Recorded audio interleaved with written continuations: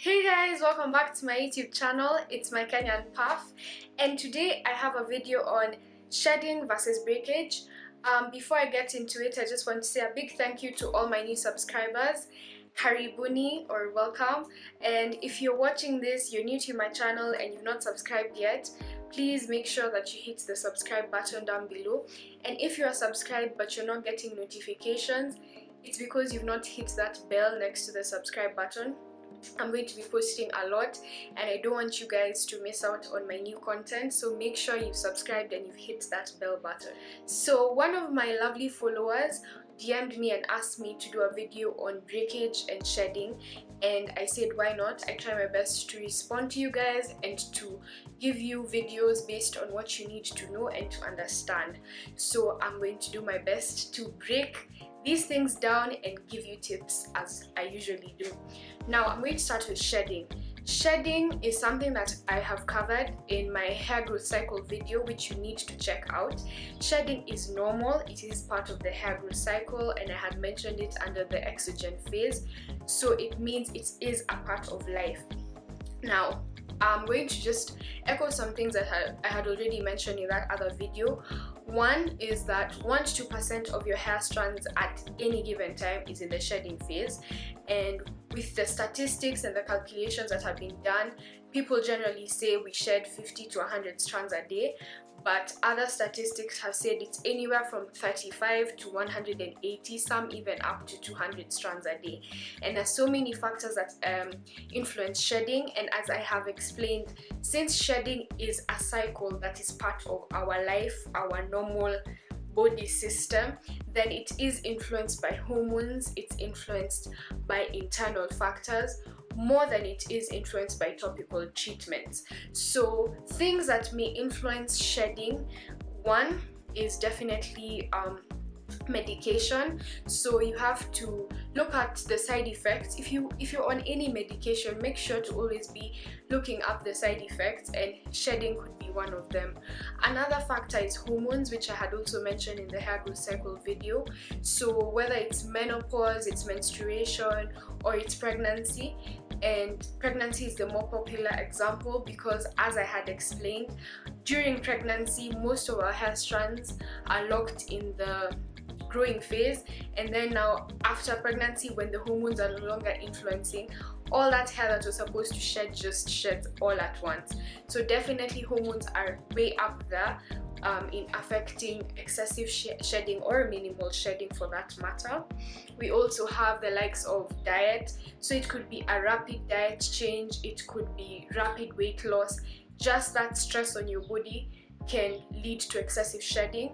Again, stress as a factor on its own can cause excessive shedding, and then again, it's hereditary for some people to shed more than other people. So as you can see, shedding is not really something we can look at and try and control.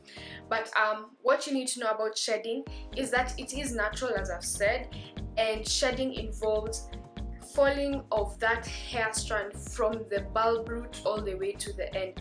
So generally when you shed the whole length of your hair strand, and that's important to remember when you're trying to distinguish between shedding and breakage. Now, breakage on the other hand is not normal, it's not a natural thing.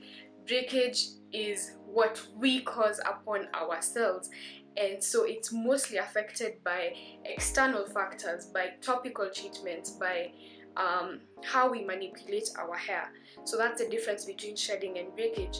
And another difference is that shedding is mostly you'll get shorter hairs than the length of your hair, so it doesn't break all the way from the bulb root, it will break along the length of your hair.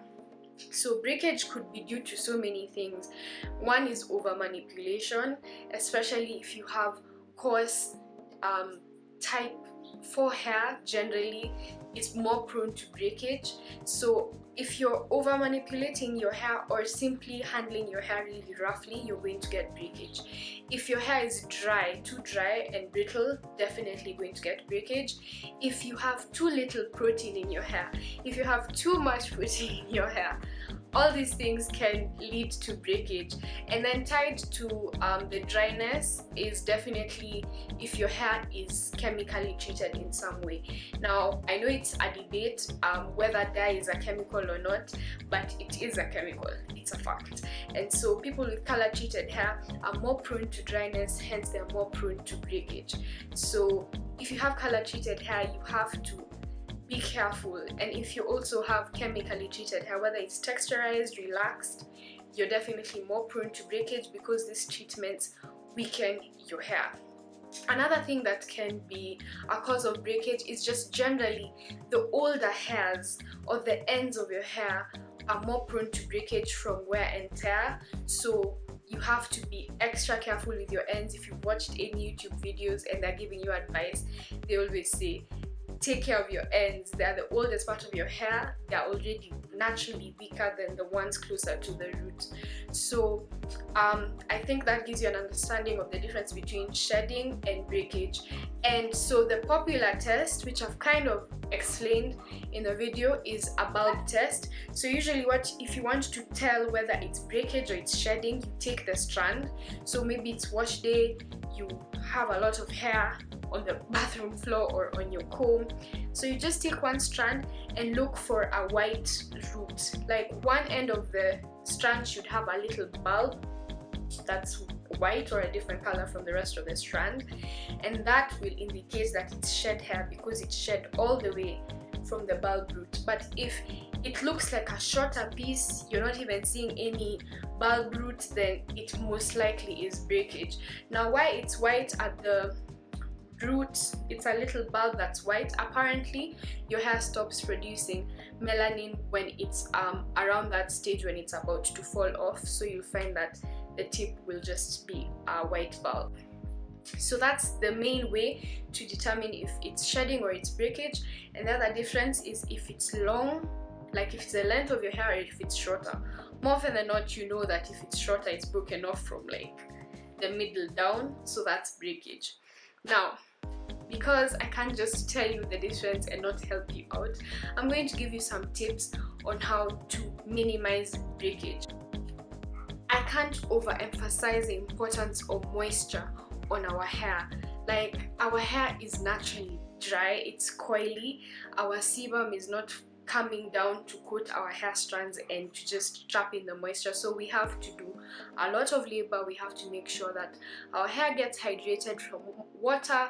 I've described how to properly moisturize natural hair, even though I keep getting DMs, so if you've not watched the video, I'm going to link it up here. Check out how I describe how I moisturize my natural hair and how people have found it best, and it works for most people.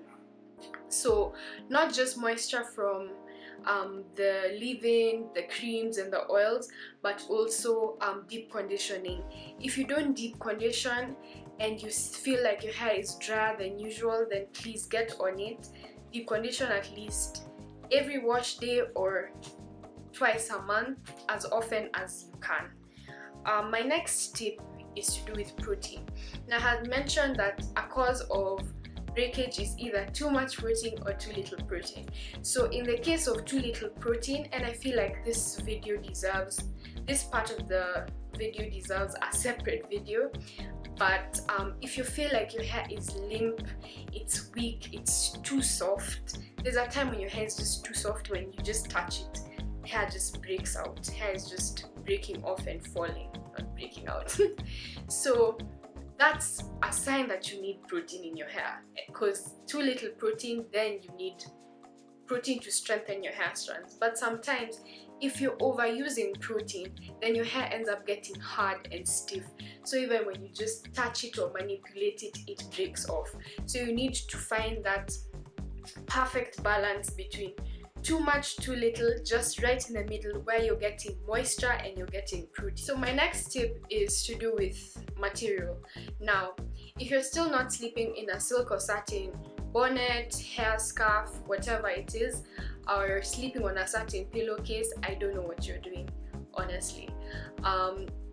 Women and men, both of you all need to get bonnets, and this is because cotton or just any other fabric tends to just dry our hair out so much, and then that's going to make your hair more prone to being brittle, and then definitely it's going to break off, and it's another cause of split ends.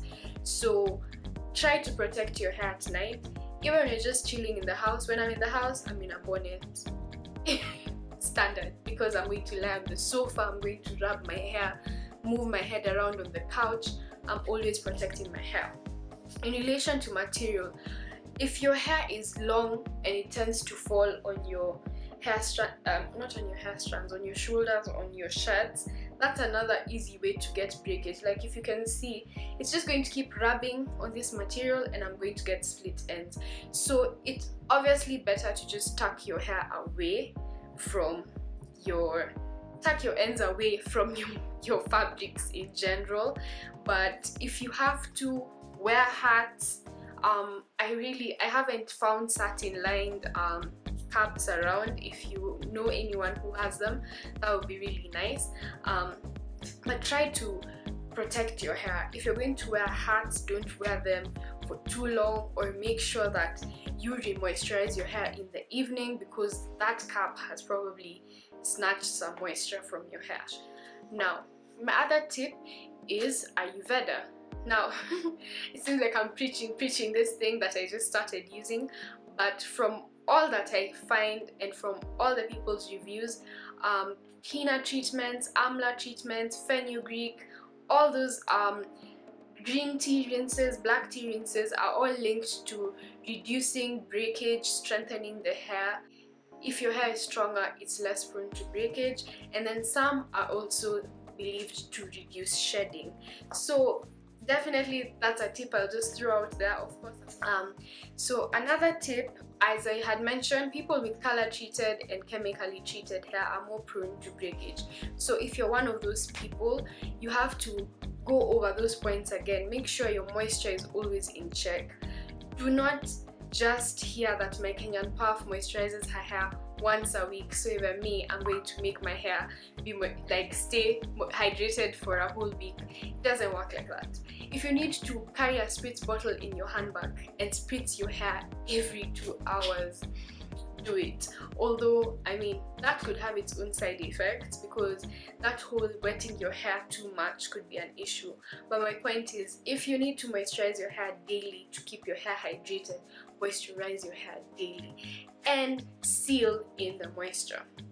There's no point in just adding the water, remembering that our hair is highly porous. It's porous, so it's there. The water is going to evaporate.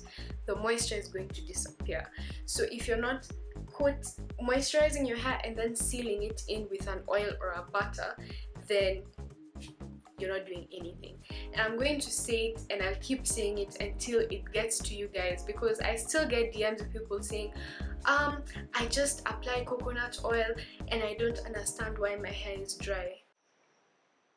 Sis, oils are not moisturizers, okay? Oils are not moisturizers. Oils are sealants, and only in the case of hot oil treatments where we want to reap the benefit of the oil itself without the water repelling the oil, that's the only case when we use oils independently. Other than that, you need the moisture first, and water is the moisture. Leave-in conditioners with water as their first ingredient are moisturizers. Oils are sealants. Shea butter is a sealant or a cream. Please learn how to moisturize your hair correctly, and it's going to save you all the stress of excessive breakage, excessive shedding. And because breakage and shedding, obviously if they're excessive, then you're not going to retain any length, you're not going to see any progress, and we are here trying to see progress. We're trying to keep our hair healthy. So I know there's been a lot of rambling, but I do hope I got my point across. Of course, this will not just be the last time I mention these things. I'll continue to engage you guys, but I do hope that you found this video helpful. Always remember that your hair is your crown. Embrace it, love it, and take care of it. God bless you all. Goodbye.